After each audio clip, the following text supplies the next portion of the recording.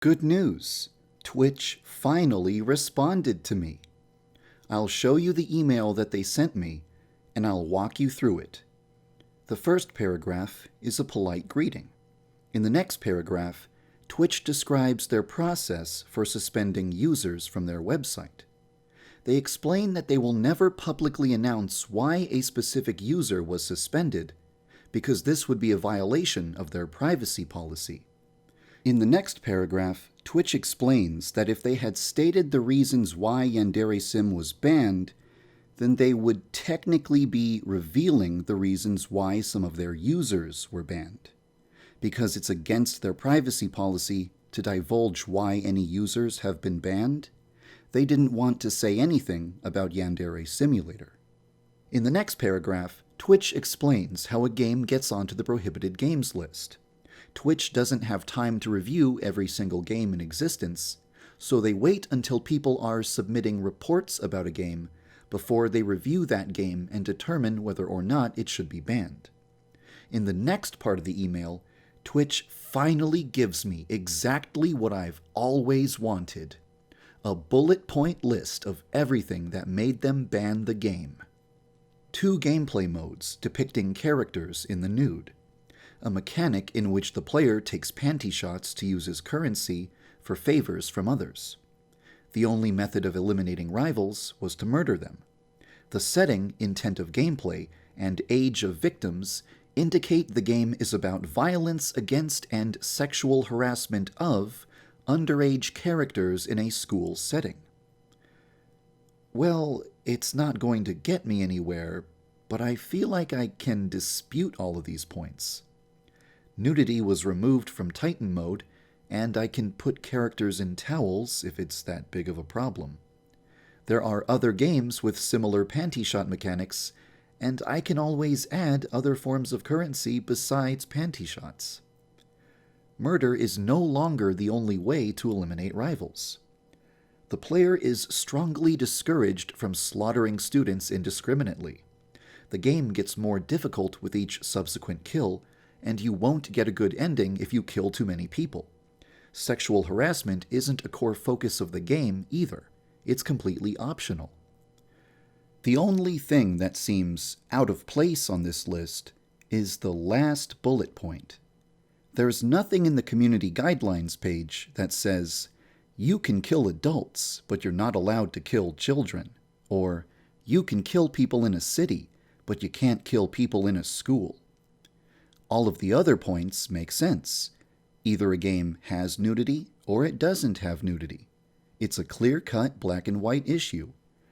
But prohibiting a game because of its setting or the identity of its victims is close to banning it because you personally find it distasteful rather than because it violates a rule. Call me a killjoy, but I think that because this is not to my taste, no one else should be able to enjoy it. I'm all over that. Oh, yes. Mhm. However, even though I can dispute all of the bullet points on that list, the next paragraph says, "Simply removing these elements today would not ensure removal from our list of prohibited games." The following paragraph explains why. While we acknowledge other titles may have some of these elements, Yandere Simulator was in early development, signaling these first elements of gameplay were core mechanics and themes. As the game is still in active development, there may have been more characteristics added since the title was last reviewed, and future features may be added which would further violate our community guidelines. Unfortunately, we are not prepared to commit to ongoing comprehensive re-evaluations during game development. It's a moving target that we do not feel comfortable revisiting until the game is more complete, especially given the circumstances of the initial suspension. In the future, as Yandere Simulator becomes feature complete, we would be happy to review it again.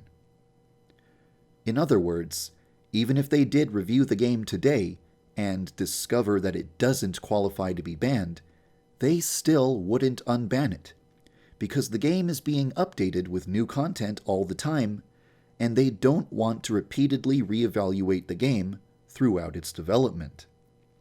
It's not the outcome I was hoping for, but I do understand Twitch's reasoning. Because the game has violated their guidelines once in the past, Twitch can't be certain that the game won't violate their guidelines again at some point in the future. If I was in their position, I might make the same decision. Although I definitely would not have taken 13 months to say so. I asked for a response from Twitch, and I got what I wanted. Now I finally know why they were so reluctant to speak about the ban. I finally know the reasons why they banned the game. And I finally know that they aren't willing to reconsider the ban until the game is complete. With all of that said, there are still a few things that are bothering me. I don't expect Twitch to directly communicate with me about it, but I'll tell you what's on my mind. Twitch's terms of service state that you may never broadcast sexual activity, nudity, or extreme violence. However, tons of popular mainstream games involve all of the above. To protect these games from getting banned, Twitch's community guidelines have a loophole. Occurrences of in-game nudity are permitted so long as you do not make them the primary focus of your content and only spend as much time as needed in the area to progress the game's story. A few days after my last video about Twitch, a game was released called Conan Exiles.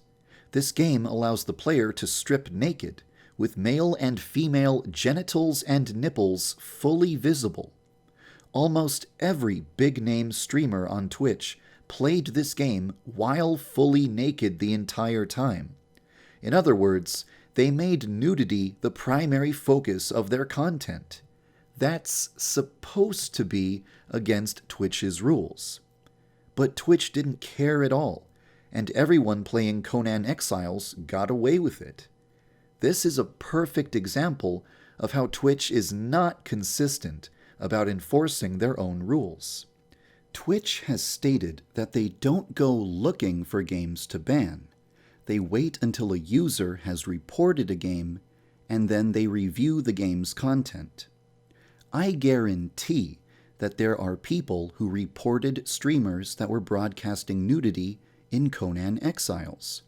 And yet, the game isn't banned. This is the type of thing that makes it abundantly clear that Twitch is biased when judging games, and that the rules don't apply equally to all games.